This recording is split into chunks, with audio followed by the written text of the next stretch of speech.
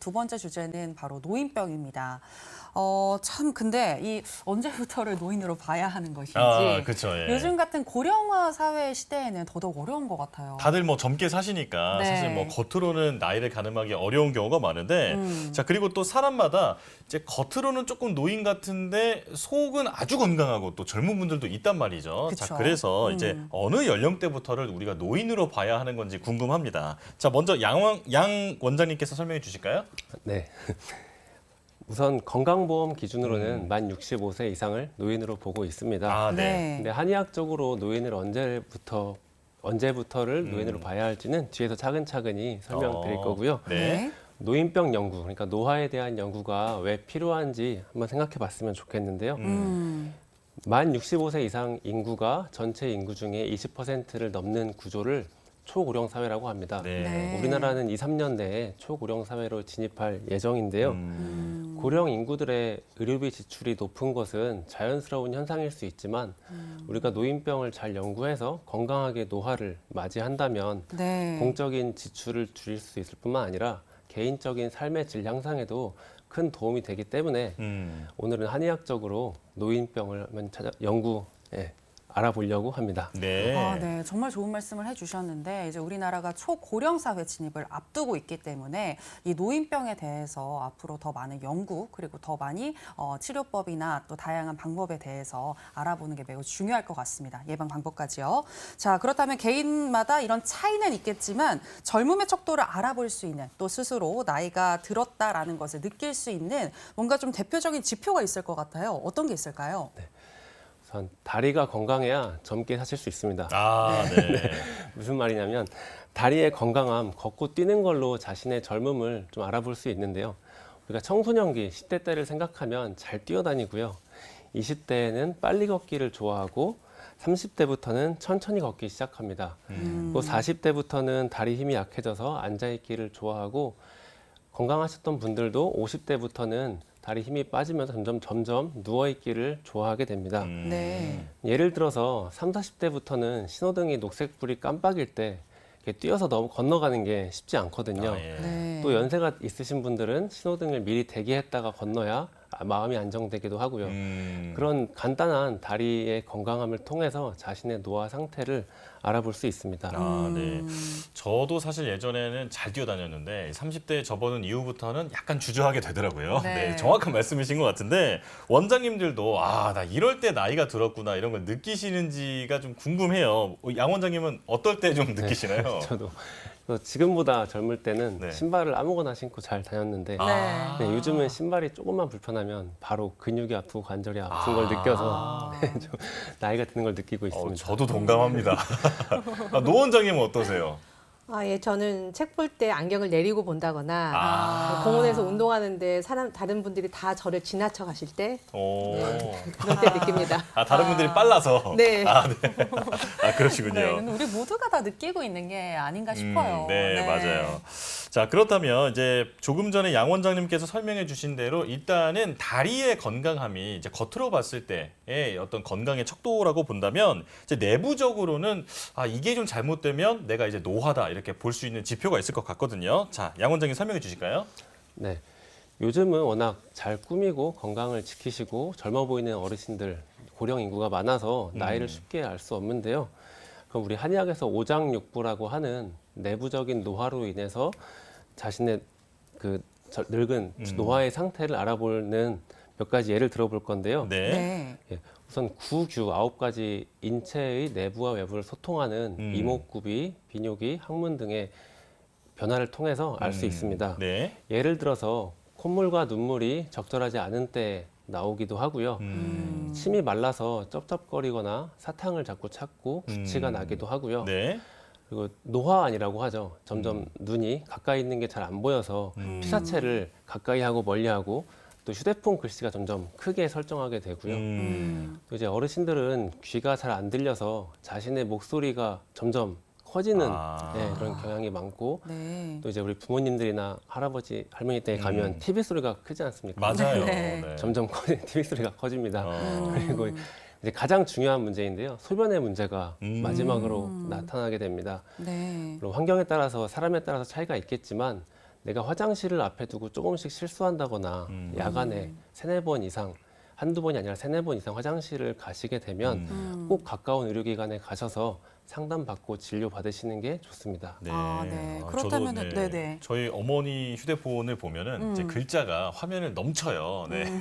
글자가 점점 커지더라고요. 그런 거 볼 때마다 아, 저희 어머니도 이제 우리 엄마도 늙어가는구나 이런 생각이 드는데 네. 연령대별로 이제 이 부위가 그 노화하더라라고 하는 어떤 자료도 있을 것 같아요. 자, 이것도 좀 이어서 알려주실까요? 예. 한의학적으로 동의보감을 참고해서 봤을 때 이제 간, 심, 비패신 5장의 순서로 노화가 온다고 설명합니다. 아. 간의 노화로 눈이 나빠지고 노안이 오게 되고요. 60대에는 심장의 노화로 잘 삐지고 슬픈 감정이 많아지게 되고요. 네. 또 70대에는 비장, 소화기가 약해지면서 피부가 점점 건조해지고 말라가게 됩니다. 그리고 80대에는 폐의 노화로 잦은 말실수를 하게 된다고 하고 90대에는 신장의 노화로 모든 장부가 제 역할을 하지 못하는 순서로 노화가 진행된다고 하는데요. 이거는 개인적인 차이가 있을 수 있고 네. 또 자신의 일한 환경, 예를 들어서 뭐 시끄러운 공장에서 일을 하면 귀가 먼저 나빠질 수 있고 그렇죠? 공기가 안 좋은 곳에서 일을 하면 폐가 먼저 나빠질 수 있겠지만 대체적으로는 이러한 순서로 노화가 진행된다고 하고 또 신장이 마지막으로 나빠진다는 것은 네. 신장은 뼈 건강에도 영향이 많고 또한 양방에서도 생물학적으로도 신장이 나빠졌을 때는 치료가 많이 어렵습니다. 네. 그런 부분에서 많이 합리적인 이론이라고 생각할 수 있습니다. 그렇군요. 네. 개개인마다 차이는 있겠지만 확실히 신체적으로 뭔가 변화가 찾아오는 것 같은데 자연스러운 현상이긴 하지만 이렇게 들으니까 뭔가 또 저희도 겪게 될 거잖아요. 아, 그렇죠. 네, 네. 뭔가 가슴이 찡하고 서글퍼지는 것 같습니다. 그러니까 건강하게 이 노화를 받아들일 수 있게끔 우리가 네. 미리 준비를 해야겠죠. 그렇죠. 네. 미리 준비가 굉장히 중요한 것 같고요. 자, 그리고 생명공학에서도 인체 노화에 대한 연구 결과를 발표했다고 하던데 이 연구 결과 발표 내용 어떤 내용인지 좀 짚어주시죠. 네, 아까 처음에 질문하신 언제부터를 노인으로 볼 것이냐에 대한 답이 될 수 있을 것 같은데요. 네. 네. 2019년에 네이처 메디슨에 실린 스탠퍼드대 논문에 따르면 우리 혈액 속의 혈장 단백질을 분석했을 때 노화와 관련된 혈장 단백질이 38세, 60세, 78세에 급격하게 증가하는 것을 확인했습니다. 오, 네. 그렇다고 38세를 노인으로 보는 거는 너무 그렇기 때문에 네. 60세를 지금은 영양 상태가 좋아졌기 때문에 옛날에 비해서 60세를 노인의 대체적인 시작으로 보는 것이 적절할 것 같습니다. 아, 그렇군요. 네. 그러니까 38세, 60세, 78세 쉽게 말하면 이제 순식간에 이제 확 늙더라 이런 거잖아요. 이제 계단식으로 쭉쭉쭉쭉 이렇게 늙는다라는 얘기를 해주신 건데요. 자, 그리고 원장님들께서 이제 동의보감 얘기를 많이 하시는데 이제 이런 데에서는 이제 현대에 말하는 어떤 노인병들, 노화 노인병들을 어떻게 설명하고 있는지 이것도 알려주실까요? 동의보감은 뭐 400~500년 전에 만든 책인데 네. 이것을 왜 지금 우리가 공부하고 이것을 적용할 수 있느냐에 대한 답을 먼저 드리면 그때 우리 몸이나 지금 몸이나 영양 상태가 좋아져서 더 커지고 건강해 보일 뿐이지 병리학적으로는 같습니다. 그렇기 때문에 지금도 연구할 가치가 있는 것이고요. 네. 또한 유네스코 지정 세계기록유산과 국보에 등재되어 있는 동의보감은 그 의미는 단순히 이 책이 잘 기록이 되고 보존이 되어 있다는 뿐만 아니라 후세에도 볼 만한 가치가, 연구할 만한 가치가 있다는 뜻을 가지고 있습니다. 네, 그렇기 때문에 우리가 동의보감을 한의사들이 많이 공부하고 있는 것이고 또 한의학에서는 마른 사람, 살찐 사람, 남녀노소, 또 계절, 또 기후 등등을 고려해서 치료를 하는데 노인병은 개개인의 양상이 복잡합니다. 네. 그런 점을 봤을 때 한의학적으로 노인병을 치료하는 것이 적절하다 볼 수 있습니다. 아, 네. 그렇군요. 자, 그리고 나이가 들수록 나도 모르게 이제 나오는 말이 있다고 하죠. 그게 바로 이제 아이고 허리야, 아이고 다리야, 나 아이고. 삭신이야, 안 네. 쑤시는 데가 없네 이렇게 말씀을 하시는데 자, 이렇게 통증을 좀 호소하는 경우가 많이 늘어나는 것 같아요. 이게 자연스러운 거라고 봐야 될까요? 네, 우선 진료실에서 얘기를 좀 드리면은 네. 노인분들은 밤에 그렇게 아프다고 말씀을 오. 하시고 낮에 아침에 좀 움직이면 나아진다고 합니다. 네. 그런 부분은 혈액순환의 문제인데요. 예, 근골격적인 뭐 관절이나 그런 문제보다는 혈액순환이 잘 안 돼서 밤에 유독 아프신 거라고 볼 수 있습니다. 네. 이 또한 노화의 지표이기 때문에 내가 유독 며칠째 큰일을 하지 않았는데도 밤에 자꾸 아프면은 가까운 의료기관에 가셔서 빨리 진료 받으시는 것이 좋고요. 네. 그리고 통증 치료에 있어서는 한의사들은 단순히 아픈 곳만 치료하기보다는 몸의 전체적인 오장육부의 상태를 고려해서 치료하는 것을 특징으로 하고 있습니다. 네. 그러니까 한의학적으로는 이 오장육부를 중심으로 문제를 짚어봐야 한다라고 얘기를 해주셨는데 한의학에서는 이를 진단하기 위해서 어떤 방법들이 시행이 되고 있을까요? 네, 한의학, 곧 동양 철학의 특징으로는 배꼽의 힘을 중시한다는 점이 있는데요. 배꼽이요? 예, 이게 뭐 이상한 말이 아니고 네. 우리 단전, 또 요즘 운동하는 사람들은 코어라고 많이 얘기하지 않습니까? 아, 네. 코 네네. 중요하죠. 네. 그런 부분을 중요시 여기는데 또 우리 한의학에서는 신과 명문이라고 얘기하기도 하고요. 네, 그렇기 때문에 우리는 오장육부, 그러니까 몸에 어디가 아프면은 혹시 그 아픈 부분뿐만 아니라 몸의 어디 안쪽에 안 좋은 것이 있는지를 보는 것이 특징이고요. 네. 또 치료법에 더 설명드리면은 약을 쓸 때도 노인들에게는 강한 약제를 그냥 쓰기보다는 같은 약제도 생강즙이나 감초즙에 한번 씻거나 또 술로 전처리를 하기도 하고요. 과육은 씨를 없애기도 하고 등등의 가능하면 더 온화하고 강한 자극을 주지 않는 약들을 사용해서 네. 처방합니다. 그렇군요. 네. 이 단전, 신장, 이 코어가 굉장히 중요하다라는 생각이 또 한 번 드는 것 같고요. 또 이 노화에 따른 건강 문제가 매우 다양할 수 있는데 저는 이 뇌 기능이 저하되는 게 사실 가장 두렵거든요. 이 부분도 한의학적인 도움을 받을 수 있을지 이에 대해서는 노 원장님께서 설명해 주실까요? 네, 이제 우리가 나이가 들수록 심장 기능이 자꾸 떨어지게 됩니다. 그래서 심장이라는 거는 우리 온몸에 한번 박동하면서 우리 온몸에 혈액을 공급하는 그런 기관이라고 할 수 있겠는데요. 네. 심장 박동이 약해지면 말초 순환이 굉장히 떨어지게 돼요. 말초 혈액 순환이 안 되고, 그러니까 끝까지 손끝밖을 끝까지 혈액을 보내지 못하는 거죠. 그래서 그러면서 손끝밖을뿐만 아니라 뇌에도 혈액량이 부족해지게 됩니다. 그래서 그런 원인으로 그런 원인이 되면 뇌 유축이 발생하게 되는데요. 네. 그러면 이제 우리가 치매 같은 질환에 쉽게 노출될 수 있어요. 그래서 이런 경우에는 한의학에서는 이제 손끝 발끝을 자꾸 침 치료를 해준다든가, 말초 무릎 이하라든가 팔꿈치 이하 관절에서 침 치료를 해서 자꾸 말초 순환을 자극해서 뇌나 심장으로 가는 혈액량을 늘릴 수 있게 됩니다. 그렇군요. 네. 자, 우리가 가는 세월을 붙잡을 수는 없지만 이제 다가오는 노화를 더 건강하게 맞이하기 위해서는 대비를 할 수 있을 텐데요. 자, 한의학에서 보면 이 양생법이라는 개념이 나오던데 그 양 원장님, 이 노인병에 맞서는 그 양생법에 대해서 좀 설명해 주실까요? 양생법이라는 말이 좀 어렵게 다가올 수 있는데 네. 예방한다고 생각하시면 됩니다. 네. 예방법. 서양 우리 일반 양방에서 말하는 예방과는 조금 다른 개념이긴 한데요. 네. 양방은 환경을 깨끗이 하고 위생을 중요시하는 예방이라고 생각하면 한의학은 병이 오기 전에 내 몸의 면역력을 미리 좋게 해서 예방하는 방법이라고 할 수 있는데요. 네. 이 부분 짧게 말씀드리려고 하는데 앞에서 노스텔라 원장님께서 무월경 예방법에서 잘 말씀해 주신 부분과 많이 네. 연결이 돼가지고 네. 그렇군요. 예, 우선 노인들은 생활 리듬이 잘 맞지 않는 경우가 많습니다. 밤에 잠이 잘 안 온다든지, 낮에 존다든지 하는 경우가 있는데 이거를 동의보감에서는 기거불시하다고 설명합니다. 그래서 규칙적으로 생활할 수 있도록 또 특히 은퇴하고 일이 없으신 그런 분들은 더 그렇게 되기 쉽기 때문에 네네. 낮에 활동을 많이 하셔서 규칙적으로 생활하시는 것이 좋고요. 그 다음으로는 음식 부절이라고 설명합니다. 오미라고 설명하는 우리 단맛, 신맛, 쓴맛, 단맛, 매운맛, 짠맛 이 오미를 조화롭게 섭취해 주셔야 하는데요. 네.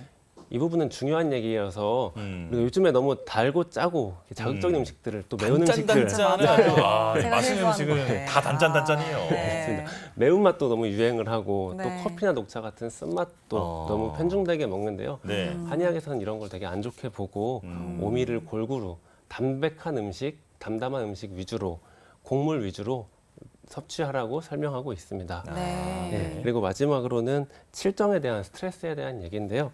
당연히 노인들도 스트레스를 주의하셔야 되는데 특히 화내는 것과 신경 쓰는 것은 간과 소화기에 영향을 줄 수 있으므로 화내거나 신경 쓰는 일을 최대한 적게 하시도록 예, 주의하셔야 합니다. 네, 이 네. 마음 관리를 잘 하셔야 되는데 또 이 주변에 자식들이 또 속 썩이면 안 되겠다 이런 생각도 들어요. 그러니까요. 네. 저희가 잘해야 합니다. 그러니까요. 네, 이렇게 노인의 양생법까지 들어봤고요. 노화와 함께 찾아올 수 있는 인체 변화 그리고 슬기롭게 대처할 수 있는 방법까지 저희가 이야기를 나눠봤습니다. 정리를 해봤는데요. 화면으로 만나보시죠.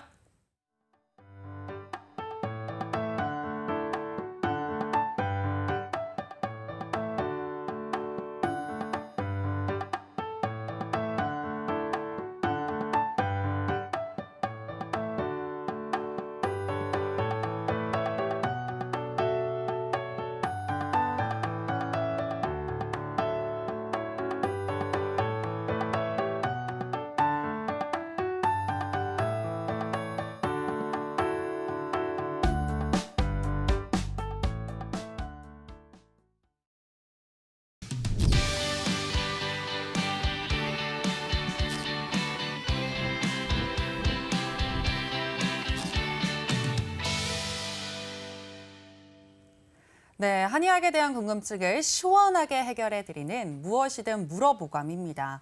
오늘은 전 세계적으로 심각한 문제로 거론되고 있는 소아 청소년과 관련된 궁금증 풀어보려고 하는데요. 오늘의 주제, 바로 이겁니다.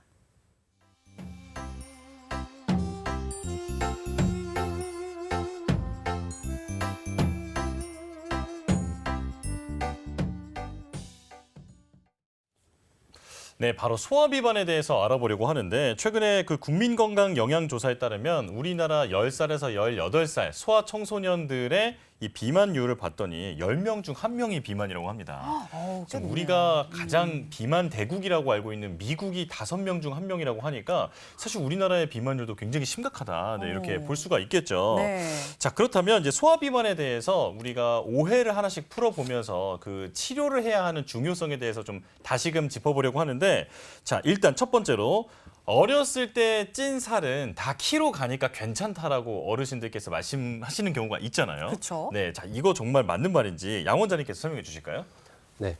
과도한 비만은 좋지 않죠. 하지만 아이들은 근육 발달이 덜 돼서 겉보기에 좀 더 살쪄 보이고 네. 예, 더 비만 같아 보일 수 있습니다. 네. 그렇기 때문에 인터넷에서 쉽게 찾을 수 있는 소아 평균, 표준, 체중, 신장표를 사용해서 네.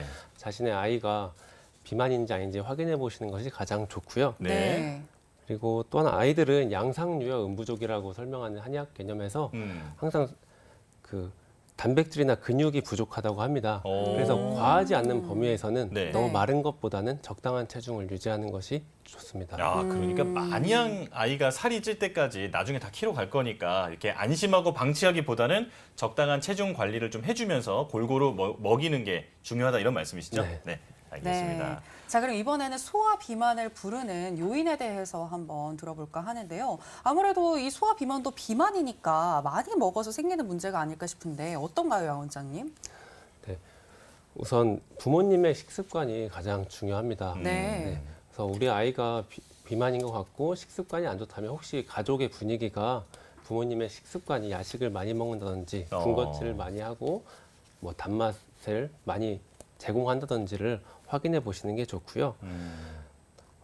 그리고 전 개인적으로는 한약을 자주 접하는 것이 좋다고 생각하는데 그것은 네. 뭐 한약이 건강에 좋고 치료법에 좋은 것도 있지만 한약은 자연적인 맛이기 때문에 네. 요즘은 인공 감미료가 너무 많지 않습니까? 네. 그래서 아이들에게 자연적인 맛을 소개해 줄 수 있는 가장 좋은 방법이 한약이기 때문에 또 한약을 자주 접하는 것 또한 소아 비만을 방지하고 식습관을 올바르게 하는데 도움이 됩니다. 원장님, 그런데 뭔가 아이들은 이제 다 먹고 무조건 이제 많이 먹고 커야 될 거라고 생각을 하다 보니까 아이들한테 혹시 뭐 다이어트 한약이나 이런 것을 먹여도 되는지 고민하시는 분들도 있을 것 같거든요. 네. 원장님 어떤가요? 이런 부분에 있어서 앞에 말씀드린 것처럼 네. 자신의 아이가 비만인지 아닌지 일단 확인해 보는 게 아, 가장 네네. 중요하고 네. 대부분의 아마 한의사 선생님들은 그것을 확인해서 가까운 한의원에 가시면 네. 또 아이가 너무 비만이던 마르던 그 상태를 고려해서 약을 처방해 주실 것 같습니다. 먹어도 그러니까- 된다라는 말씀이신 거예요. 네, 비만한 상태라면 그렇죠. 먹어도 된다라고 얘기를 해주셨고요. 네. 네, 그리고 또 만약에 소아 비만이었던 사람은 커서도 살이 좀 잘 안 빠진다거나 감량을 했다고 하더라도 다시 비만할 확률이 높아지는지 이 부분도 궁금한데요. 양 원장님 어떤가요? 이 부분도 가장 중요한 게 식습관일 텐데요. 어릴 때 식습관이 평생 간다고 하기 때문에 어릴 때 식습관이 안 좋았다면 커서도 그런 식습관을 그런 자신의 좋아하는 맛을 따라갈 수 있습니다. 네, 그래서 어릴 때 균형 잡힌 식습관 또 생활 습관을 해주는 게 가장 중요하고요. 네. 저 개인적인 얘기를 해보면 저도 네. 어릴 때 단맛을 많이 먹지 않았거든요. 아, 네네. 그래서 지금 다행히도 지금도 단맛을 덜 좋아해서 아, 네네. 그래요? 네, 그나마 지금 유지하고 있는 것 같습니다. 저 같은 경우에는 어렸을 때 단 걸 별로 안 좋아했는데 커서 이상하게 스트레스를 받으면 그렇게 단맛이 땡기더라고요. 네. 지금 잘 관리하고 계시네요, 그래도. 그렇죠. 최대한 관리를 하려고 하는데 이거 어렸을 때나 아니면 성인일 때나 이런 단 것들은 좀 피하는 게 아무래도 좋겠죠. 일반적으로 규칙적인 생활들 그리고 먹으면 안 되는 것들 잘 지키는 게 중요할 것 같습니다. 네.